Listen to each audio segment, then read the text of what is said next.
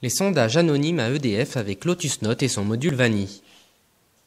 Vraiment anonyme? Étape numéro 1. Création d'un sondage anonyme. Prenons par exemple ce sondage réalisé par le CHSCT de DTG concernant les conditions de travail perçues par les salariés. L'anonymat des réponses est bien coché dans le module de création du sondage. Étape numéro 2. La réception du sondage anonyme par les sondés. Voici l'enquête telle qu'elle est reçue par les sondés. Nous retrouvons notre exemple sur les conditions de travail à DTG. Le caractère anonyme du sondage est bien précisé en présentation, confirmé par l'impossibilité de voir l'ensemble des autres destinataires de cette enquête.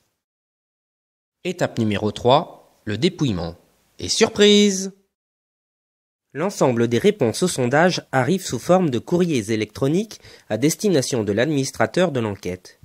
Dans notre exemple, nous avons 279 réponses, toutes anonymes d'après la colonne indiquant les émetteurs des messages. Pourtant, un simple clic droit de souris sur une réponse, puis propriété du document, et enfin le symbole plus, et le créateur de la réponse sélectionnée apparaît à l'administrateur du sondage. Et bien entendu, cette opération est très facilement applicable à l'intégralité des autres réponses. L'impossibilité de rendre anonyme un sondage avec le module Vanille de Lotus Notes est bien indiquée dans la notice de l'outil.